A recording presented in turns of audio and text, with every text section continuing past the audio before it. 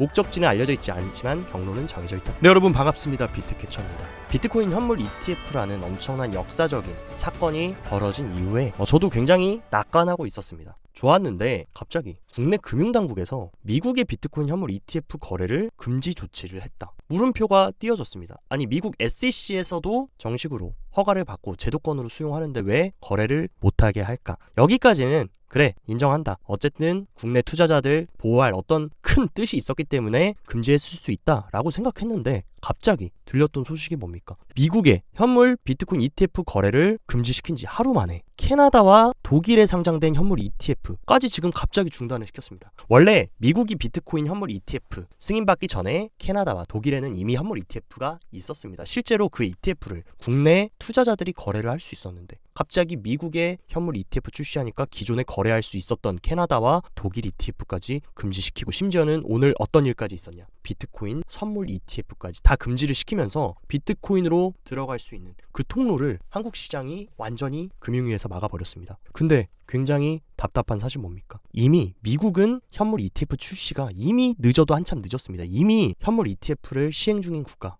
호주, 캐나다, 싱가폴, 브라질, 독일, 스위스, 스웨덴, 노르웨이, 덴마크, 핀란드, 이미 많은 국가가 이 혁신적인 혁진 자산 현물 ETF를 이미 다 승인했고 거래를 하고 있었고, 뒤늦게 미국도 들어왔다. 근데 여기서 갑자기 전 세계가 지금 혁신을 추진하고 비트코인을 제도권으로 받고 있는 마당에 한국은 뭐 하고 있습니까? 지금 아예 거래를 아무것도 못하게 지금 다 막아버리고 있고, 그리고 더 중요한 사실, 심지어 홍콩까지 지금 미국이 비트코인 현물 ETF 승인하니까 발등에 불이 떨어진 것처럼 홍콩 증권위원회가 지금 최대 10개의 자산운용사의 비트코인 현물 ETF를 지금 출시할 계획이라고. 지금 홍콩은 뭡니까? 중국이나 마찬가지다. 중국도 지금 시장에 뛰어들고 있는데 우리는 비트코인 현물 ETF 출시는 못할 망정 지금 투자자들까지 투자를 못하게 창구들을 지금 다 꽁꽁 봉쇄를 하고 있다. 근데 여러분들이 알아야 되는 사실, 지금 어떤 상황입니까? 지금 역대급 역사적인 인플레이션, 물가 상승에 우리는 허덕이고 있고, 그 이유가 뭐였습니까? 기축통화국인 미국이 자기들 급할 때마다 마음대로 이런 식으로 국채 찍어내서 빚 내가지고 엄청나게 달러 찍어냈고, 지금 하루에 미국의 부채는 이더리움 시총 수준으로 매일매일 늘어나고 있는 상황. 이것은 사진으로 표현하면 뭡니까? 지금 이런 식으로 미국이 엄청나게 달러 찍어냈고, 지금 전 세계 어떤 상황입니까? 역대급 이런 엄청난 인플레이션에 전 세계가 시달리고 있고, 화폐 가치는 점점 떨어지고 있고, 국내 대한민국의 많은 국민들도 지금 인플레이션, 갑자기 높아진 물가 때문에 생활이 힘들어지고 있습니다. 그러면 우리가 찾아야 될 대안은 뭐냐? 비트코인은 고장난 화폐, 이 엄청난 명목 화폐 시스템에서 우리가 생존할 수 있는, 각자 도생할 수 있는 솔루션이 바로 비트코인인데, 지금 이것을 지금 다 막아버렸다. 지금 국내 금융당국은 전 세계가 지금 비트코인 현물 ETF 출시하려고 난리 난 상황에 미국마저 심지어 이미 늦은 마당에 지금 우리는 아예 못하게 하고 있다. 지금 혁신을 우리는 앞으로 가지는 못할 망정 지금 뒤로 역행을 하고 있는 꼴. 그리고 또 뭡니까? 지금까지 혁신 기술의 지금 채택률을 보면 이미 엄청난 혁신적인 기술들의 지금 채택은 거진 60%, 80%까지 올라왔는데 비트코인 어디냐? 지금 비트코인 걸음마 단계다. 이때부터 한국에 얼마나 좋은 인력 자원들이 많습니까? 천재도 많고 똑똑하고 전 세계에서 제일 똑똑한 민족, 영리한 민족인 한국 사람들이 지금 이 초기 시장에 뛰어들면, 지금 전 세계가 주목하고 있는 웹3와 블록체인 기술에 뛰어들면 우리가 충분히 선점해서 갈 수 있는데 지금 오히려 혁신을 역행하고 있다. 분명히 저는 높으신 분들의 큰 뜻이 있어서 어떤 이런 결정을 내렸다라고 일단은 좋게 생각하지만, 여러분들이 단순히 오늘 비트코인이 올라가냐 내려가냐 이것을 떠나서 우리가 굉장히 지금 중요하게 봐야 되는 사안이라고 개인적인 생각을 조금 말씀드리겠습니다. 그래서 본론으로 들어가서 현재 가장 많은 크립토 투자자들이 이제 궁금한 거 뭡니까? 이제 첫 번째 가장 큰 형님 비트코인이 이제 현물 ETF 통과됐으면 그 다음 주자가 누가 되겠냐? 어떤 게 이제 다음 ETF로 나올까? 그 부분이 굉장히 궁금하실 것 같은데, 당연히 많은 분들이 예상하시는 이더리움이 될 확률이 굉장히 크고, 이미 비트코인 현물 ETF를 신청한 핵심 초대형 금융 엘리트들은 이미 이더리움에 대한 현물 ETF도 신청을 해놨고, SEC의 파이널 데드라인이 가장 빠른 거 5월입니다. 근데 많은 분들이 비트코인과 이더리움은 다르다, 그렇기 때문에 비트코인은 승인돼도 이더리움은 거절받을 가능성이 크다, 이렇게 생각하는데, 저는 오히려 이더리움 또한 현물 ETF 승인되는 거 시간 문제라고 생각하고, 많은 분들은 물론 비트코인 맥시멀리스트, 그분들은 비트코인 현물 ETF만 중요하겠지만 국내 대다수의 투자자분들은, 그리고 제 구독자님들도 저도 마찬가지로 비트코인만 100% 들고 계신 분은 거의 없을 거라고 생각합니다. 오히려 이더리움 및 알트코인들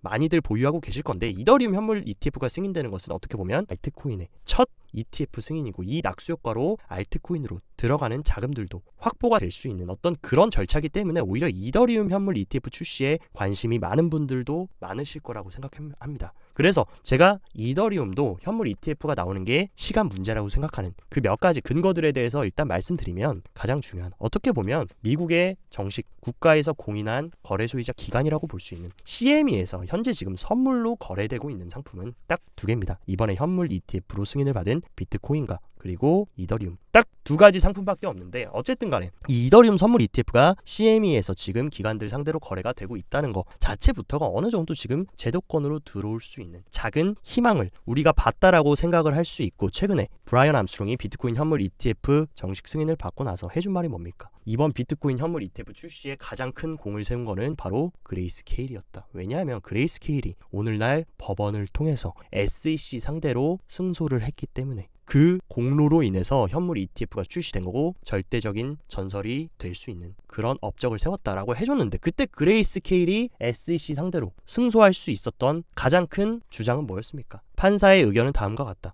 그레이스케일은 비트코인 현물 시장과 CME의 선물 사이에 99.9%의 상관관계가 있다는 명백한 증거를 제시했고 근데 이 제시한 명백한 근거에 SEC는 비트코인 현물 ETF 승인하지 않은 이유를 설명을 못했습니다. 그러니까 그레이스케일이 말한 거 비트코인 현물 가격이랑 비트코인 CME 선물 가격이랑 99.9% 일치하는데 왜 현물은 위험하고 선물은 위험하지 않냐? 어차피 둘이 99.9% 똑같이 움직이는데 여기에 답을 하지 못했고 그래가지고 결국에 판사가 그레이스케일의 승리를 들어줬다. 이 영향으로 지금까지 이 나비 효과로 인해서 역사적인 첫 미국의 비트코인 현물 ETF가 승인된 건데 우리가 여기서 한번 확인을 해보면 됩니다. 왼쪽은 바이낸스의 이더리움 차트 그리고 우측은 미국 CME 거래소의 이더리움 선물 차트다. 근데 여러분들이 보시면 지금 이 차트랑 이 차트랑 얼마나 다르다고 생각합니까? 제가 봤을 때는 이더리움 현물과 이더리움 선물 가격도 99.9% 일치해서 움직이는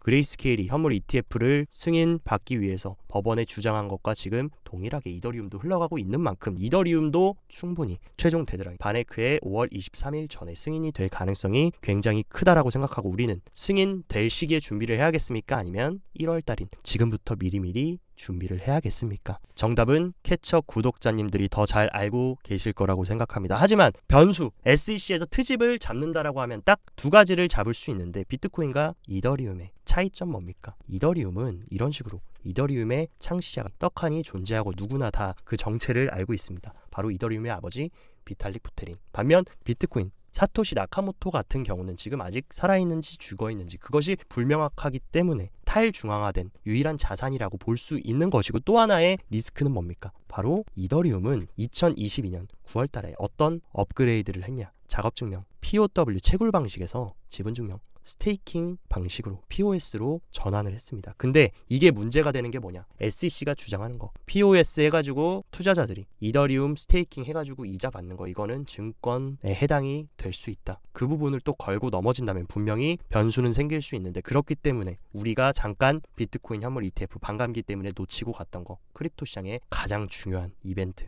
리플과 SEC의 소송이 4월달 1심이 또 예정되어 있습니다. 근데 이 부분은 뭡니까? 리플이 기관들 상대로 1차 판매한 XRP가 증권이냐 아니냐 그 부분을 법원이 4월달에 첫 1심 공판을 내릴 텐데 여기서 만약에 리플이 기관들에게 1차 판매한 XRP가 증권이 아니다 라는 얘기를 해주면 뭡니까? XRP의 선례로 모든 알트코인들도 다 증권이 아니다 라고 그렇게 판결이 날 수 있고 그렇게 되면 이더리움 또한 POW고 POS고 그런 거 상관없이 어차피 증권이 아니다. 이 부분만 확실히 XRP가 증명을 해준다면 이더리움이 현물 ETF 출시되는 것도 시간 문제라고 생각합니다. 그렇기 때문에 여러분들이 리플에 관심을 가져야 되는 이유는 리플 홀더라서 리플을 투자하고 있어서 이게 아니더라도 굉장히 상징적인 코인이자 굉장히 향후의 알트코인의 굉장히 중요한 선례가 될 수 있는 게 바로 XRP이기 때문에 XRP도 계속 소식들 여러분들이 추적하고 트래킹 하시면서 가셔야 된다라는 거 한 번 더 말씀드리도록 하겠습니다. 그리고 이번에 미국의 초대형 금융 엘리트들의 비트코인 현물 ETF가 승인됨에 따라 블랙록이 원하던 대로 이 가상자산의 패권을 가져올 수 있는 그런 판이 만들어졌고 지금 순차적으로 그들의 계획대로 잘 가고 있는데 지금 여기 브레이크를 걸고 있는 게 뭡니까? 어떻게 보면 크립토 시장의 가장 중요한 요소 중 하나인 바로 스테이블 코인. 근데 현재 어떤 상황이냐? 아무리 테더를 누르고 점유율을 뺏어 오려고 해도 테더의 도미넌스가 71%. 어떻게 보면 지금 전체 스테이블 코인 시장은 이 USDT가 70%로 시장을 독점하고 있다고 봐도 무방하다. 하지만 미국발 스테이블 코인인 USDC는 아직 테더에 비하면 지금 발끝도 못 따라오는 상황입니다. 아무리 지금 뒤에서 블랙록이 밀어주고 코인베이스가 밀어줘도 지금 점유율을 못 가져오고 있는데 실제 USDC 발행사 서클 뒤에는 누가 있냐? 바로 블랙록, 피델리티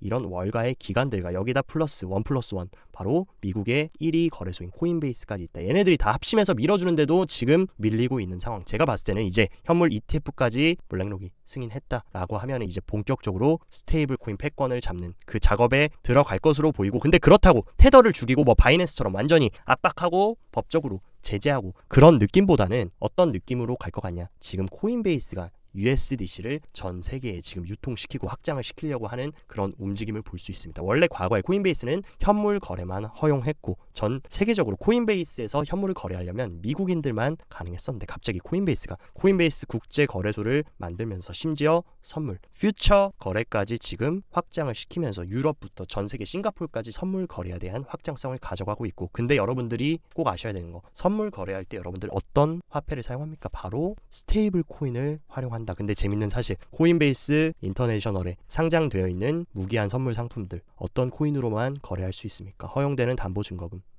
USDC. 여기에 USDT 테더는 없습니다. 제가 봤을 때 코인베이스가 아직까지 어쨌든 바이낸스한테 점유율이 밀리고 있지만 향후에 코인베이스가 전 세계 1위의 점유율을 가져가는 거 물론 충분히 가능하고 시간 문제라고 생각하는데, 그렇게 코인베이스가 먼저 전 세계 거래소 점유율을 장악한 이후에 선물 거래를 다 유통시키면서 이 선물 거래를 할 때 USDC로만 할 수 있다라고 하면 충분히 제가 봤을 때 이 서클 USDC가 테더를 능가하지는 못하더라도 어깨를 나란히 하는 그런 움직임은 충분히 우리가 기대해 볼 수 있다라고 생각을 합니다. 그렇기 때문에 더더욱 코인베이스가 지금 주목하고 있는 코인들에 주목을 해야 된다라고 생각하기 때문에 그 부분도 항상 제가 말씀드리는 코인베이스가 상장시키는 크립토 그리고 코인베이스 인덱스에 있는 코인들에 주목을 해야 된다라는 거 다시 한번 강조를 드립니다. 그리고 제가 굉장히 좋아하는 아서에이즈, 여러분도 아시겠지만 물론 아서에이즈가 매번 적중한 것은 아니지만 아서에이즈의 인사이트가 적중한 적이 굉장히 많았습니다. 아서에이즈는 이미 2023년 6월 달에 24년 3분기 말부터 4분기 초에 강세장 시작할 것이다 라고 예언했고 정확하게 3분기 말부터 4분기 초부터 9월 말부터 10월부터 강세장 시작해서 지금 여기까지 거진 48K까지 올라왔는데 아서에이즈가 했던 말이 그때 작년 6월에 했던 말이 전부 다 적중했습니다. 목적지는 알려져 있지 않지만 경로는 정해져 있다. 제가 항상 말씀드리는 경로는 정해져 있고 글로벌 리스트들 자산시장 자금이 서서 유입됨에 따라 비트코인의 강력한 지원 기반이 형성될 것으로 전망하면서 비트코인 현물 ETF도 승인됐었고 그때 당시 인플레이션이 여름에 바닥 쳤다가 다시 상승하기 시작할 거고 이번에 연준이 6월에 금리 인상 중단을 할 수 있지만 7월 회의에서 다시 금리를 인상할 수 있다라고 해서 이것도 적중했습니다. 그리고 매크로 변수, 침체나 인플레이션의 변수에도 불구하고 비트코인은 상승할 것이라고 했는데 이것마저 적중했다. 그리고 마지막, 나는 비트코인이 2023년에 7만 달러를 넘기기 어려울 것으로 생각했고 이것도 적중했고 내년, 지금입니다. 지금은 반감기 등 호재로 그 장벽을 넘을 수 있을 것이고 24년, 25년 최고점을 찍고 아마겟돈이 될 것이다. 이 부분도 제가 봤을 때 적중할 가능성이 매우 크다라고 생각했는데 여러분들이 여기서 한 가지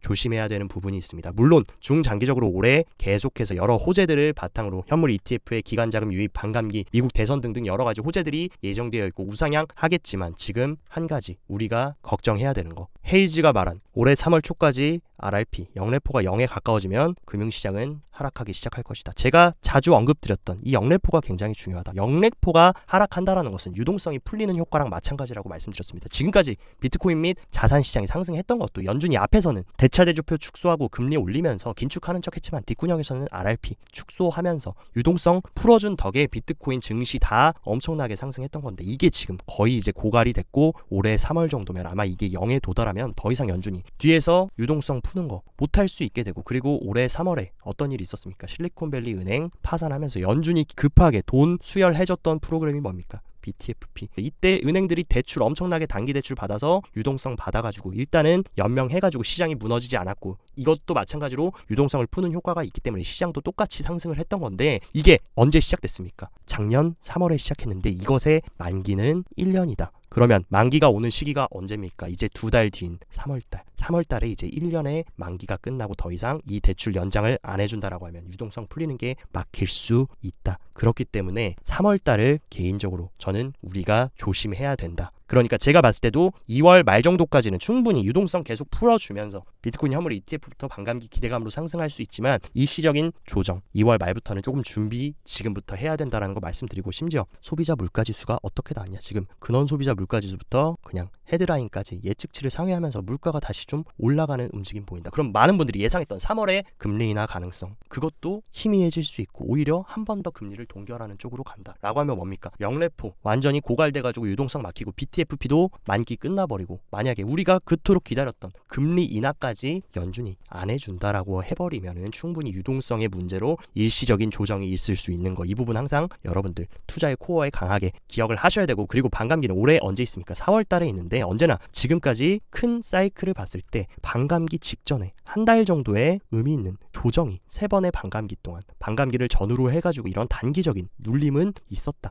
그랬기 때문에 이번에도 반감기까지 잘 올라가다가 반감기 직전 언제겠습니까? 3월부터는 약간의 이 과열됨을 좀 식혀주는 움직임이 나올 수 있기 때문에 여러분들이 과거의 패턴, 그리고 전반적인 차트에 줄 긋고 지지정만 긋고 그런 패턴만 보실 게 아니라 지금 전반적인 거시경제의 큰 흐름, 돈의 흐름이 어떻게 가는지도 조금 주목해서 보시는 게 중요할 것 같습니다. 하지만 제가 항상 말씀드리는 건 뭡니까? 지금 바로 올려쳐주냐, 눌리고 다시 올라가느냐, 어차피 방향은 정해져 있고 최종 목적지는 정해져 있다. 그래서 유명 분석가인 제임스 스트라텐 같은 경우도 이런 발언을 해줬습니다. 지금 비트코인이 무엇인지 모르는 사람이 많고 ETF가 무엇인지도 모르는 사람이 많다. 결국에 ETF는 장기적인 수요를 제공할 겁니다. 물론 이런 출렁임은 있더라도 장기적으로 어차피 갈 수밖에 없고, 우리는 여전히 약세장 후반, 강세장 초반, 이게 아주 정확한 말입니다. 약세장의 거의 끝부분이자 이제 강세장이 시작되는 초반에 있기 때문에 아직도 개인들은 왜 비트코인 사야 되고 ETF 사야 되는지 모르시는 분들이 10명 중에 7명입니다. 그렇기 때문에 중장기적인 방향성과 펀더멘탈에는 전혀 문제가 없다라는 거, 그리고 현재 비트코인 현물 ETF가 출시되고 나서도 펀드의 볼륨은 계속해서 우상향해서 기관들의 자금이 들어오고 있다. 이런 움직임은 단기적인 게 아닙니다. 비트코인 현물 ETF 빵 호재로 뜨고 끝이 아니라 정말 중장기적으로 앞으로 10년, 20년 기관들이 계속해서 정식 제도권 안에서 투자를 할 수 있는 그 판이 깔린 거기 때문에 너무 단기적인 호재로 보시기보다는 중장기적으로 갈 수 있는 부분으로 인지를 하시고, 흔들림 없이 어떤 역경이 오더라도 올해와 내년은 잘 구축해 나가시기 바랍니다. 그리고 항상 제가 저희 현명한 캐쳐 구독자님들한테 말씀드리는 거, 눈에 보이고 언론에 발표되고 미디어에서 선동하는 거, 눈에 보이는 것만 보시면 절대로 이 험난한 크립토 시장 마지막 불장의 끝까지 살아남을 수 없다. 진짜 사람들이 보지 못하는 거, what people don't see,